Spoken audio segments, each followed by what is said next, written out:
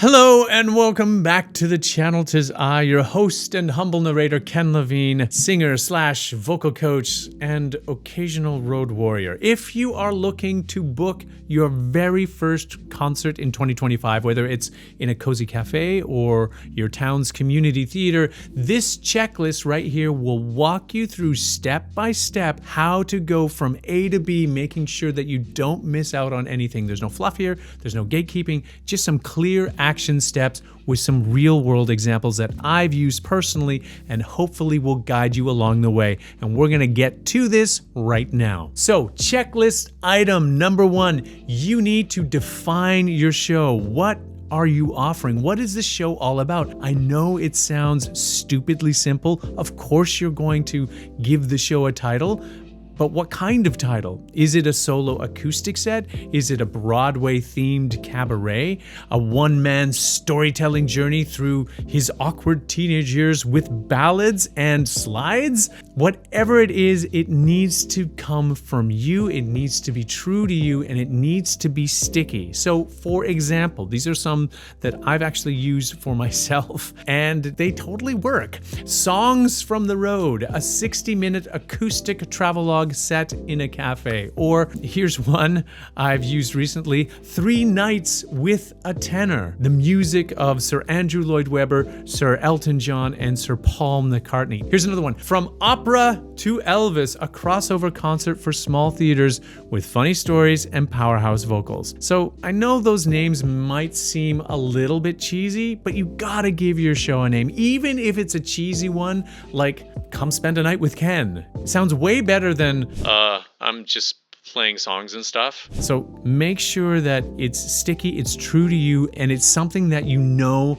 will resonate with your fans or your proto fans. Okay, so checklist item number 2, build your one sheet or promo kit. So what is a one sheet? What is your promo kit? It's very, very simple. It doesn't have to complicate everything. You don't need a big website or anything like that. All you'll need is a 1-paragraph blurb about what you do and what the show is. ChatGPT has been fabulous at creating ad copy, and it can give you a polished blurb very, very quickly if you just give it a few prompts. And then what you're gonna need is a few polished photos. No grainy basement selfies. That doesn't work very well. You need to have some nice studio shots. Actually, you can use your cell phone now. You can actually get some pretty good shots just using your cell phone. So you don't need to hire a high-priced photographer to get, super sexy shots. Not necessary at all. It just needs to be you smiling, preferably, that sells the show. Next, you're gonna need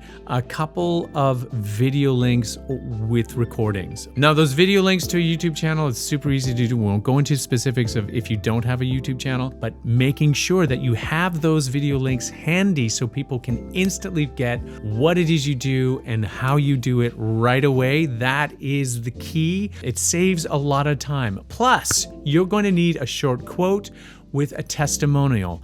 Even if it's from a friend, if you're new, that can be fine too. So an example of a testimonial or a quote would be, Ken's voice had the whole room in goosebumps. Audience member number 25 or something like that. And for your video links, a live clip filmed at your last open mic. Like again, it doesn't have to be pro, it just needs to be honest and kind of engaging. That's what you're going for here. So when you're thinking about your PR kit or your media kit, just think of it as like a Tinder profile. Quick and clear always wins out over really long-winded and verbose. Next, checklist item number 3, you need to pick and target your venues. Where do your people, meaning your fans, the people that like your music, hang out? You want to start local, and please be realistic, okay? You're not going to be singing at Carnegie Hall right away. So an example would be your city's cozy cafes. Maybe that one that has like a corner stage on Friday nights. Go and approach them. There might be a wine bar down the road that has a singer-songwriter series. You never know. Also, churches. Actually, churches are converting into ad hoc performance venues. They have seats, they have stages, they have music equipment. Some of them have complicated backlines now. It's actually really cool what some of these churches have turned themselves into, concert venues that actually will host concert series, and they will book meaningful community artists right out of the gate so you can contact some of them to find out. Also too, these might be a stretch, I don't know, a local library, if they host author nights with music events, that can actually help out too. And here's a tip for you: look for venues that already support live music in your genre. Okay, so don't try to squeeze into a spot that's not the right fit. If you're a metal band, maybe a gig at the library is not going to work. Okay, but keep it in your lane and you will have a lot more luck. Checklist item number 4, make the ask. You need to send that short, confident email and make sure you include what your show is, why this show will fit their venue, name a few date options, what you're looking for, and a link to your promo kit and or videos. Super important. Make sure that those links are live and they all work.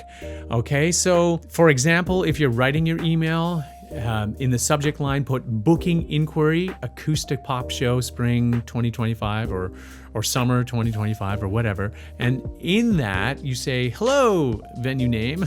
My name's Ken Lavigne and I'm booking dates for a 2025 concert called From Opera to Elvis. It's a crossover mix of storytelling and pop and classical. I think your venue would be a perfect fit. I've attached a short promo kit with a few potential dates. Would love to chat more. Thanks, Ken. Or, obviously, put your name there. You want to keep it under 200 words. This is not your memoir, okay? This is a booking request. Keep it short and sweet and to the point. And be specific on all of those points and you will get a response. I swear you will. Checklist item number 5. You want to confirm, you want to clarify, and then you want to promote. Once the venue says yes, lock down the details. Confirm the date, the time, load in, what gear they have available, all of that stuff. So here are some examples of questions you might want to ask at this point of the whole booking process. Do they have a house PA or should I bring my own? Are ticket sales handled through your site or mine? So that would be a really good question to make sure that you know exactly if they don't handle tickets, how you could do that and link that up with your event page. Do you want me to co-host the Facebook event? That kind of thing. If you're looking to try and do this on the cheap, use all of the online tools that are available to you for free. I think Canva has a free version that you can use. You can whip up a poster in like minutes and they look slick. Stick to the venue style if you're at a particular venue. That can actually really build some trust so it's not off the wall kind of design with butterflies if you're going to, I don't know, some kind of bar or something. Okay. All right. So checklist item number 6, prep to deliver the goods.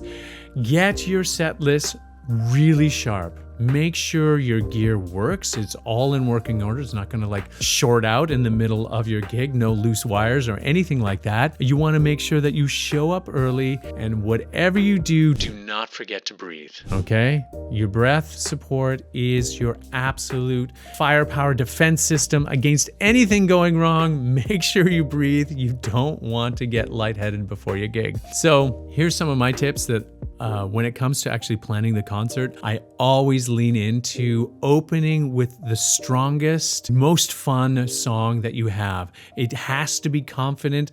I like to do something that's fast and quick to sort of get the nerves out of the way. So a 5-minute ballad is never a go-to choice for me. The middle of the set, you want to really dive deep into that emotional connection with your audience. You want to make sure that you're hitting all of those notes that really draw the listener in, maybe give them the goosebumps. And then you want to end with your top 2 or 3 absolute crowd pleasers, okay? These would be your version of Sweet Caroline, okay? Something that everybody knows and loves. And actually speaking to that, if you can end with something that everyone can kind of sing along to, even inviting the audience, oh man, instant win. So at the end of it, there's gonna be a bit of an afterglow. If everything goes smoothly, make sure you bring an email sign-up sheet. or maybe a QR code where people can sign up to be on a fan list.